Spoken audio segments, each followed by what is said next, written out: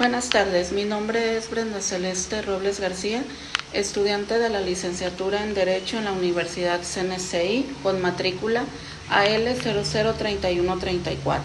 Les presento mi proyecto modular e integrador de la materia de Derecho Civil en Contratos, abordando el tema de la diferencia de contratos.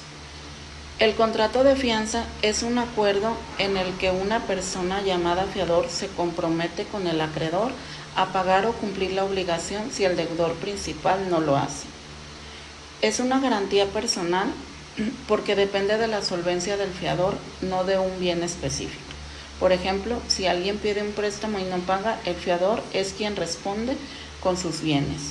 En tanto que el contrato de prenda es un acuerdo en el que un deudor o un tercero entrega un bien mueble al acreedor como garantía. Es una garantía real porque recae sobre el bien entregado. Un ejemplo de ello es dejar un auto o una joya en prenda para respaldar un préstamo. La diferencia principal entre ambos es que la fianza se garantiza con la responsabilidad personal del fiador y en la prenda se garantiza con un bien mueble entregado al acreedor. En conclusión, la fianza depende de una persona, mientras que la prenda depende de un bien. Ambas buscan dar seguridad al acreedor, pero funcionan de manera distinta. La cláusula de liberación es aquella en la que una de las partes libera a la otra de cualquier responsabilidad o reclamación futura, relacionada con el conflicto que se resolvió mediante la transacción. Su propósito es poner fin definitivo al problema, además de garantizar que después de firmar el contrato de transacción, ninguna de las partes pueda volver a demandar o reclamar por el mismo asunto. Resumiendo, la cláusula de liberación es fundamental porque cierra definitivamente la disputa, evita pleitos futuros y da seguridad a ambas partes de que el conflicto quedó resuelto en su totalidad.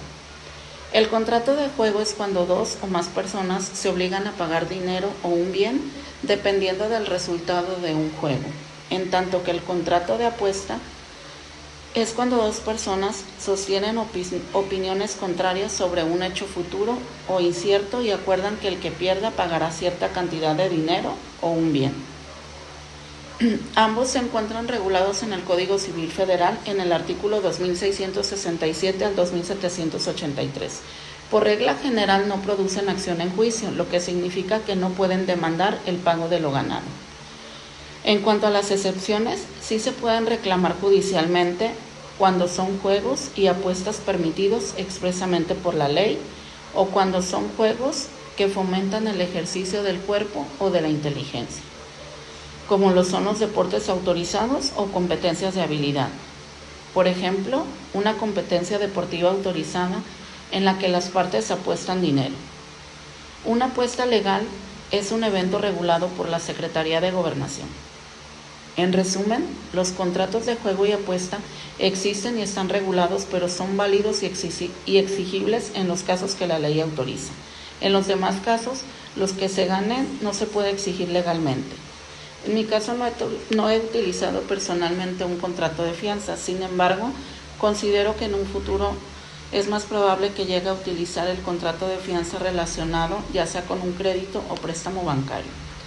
La razón es que muchas instituciones financieras solicitan un fiador para garantizar el cumplimiento de las obligaciones del deudor. Por ejemplo, si se pidiera un préstamo y no pudiera pagar en tiempo, el fiador tendría la obligación de responder por mí.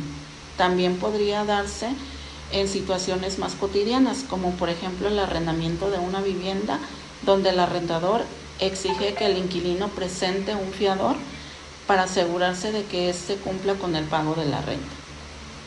Resumiendo lo anterior, aunque no he hecho uso de este contrato, considero que el contexto más cercano en que podría utilizarse sería solicitar un préstamo para la adquisición de una casa o un departamento.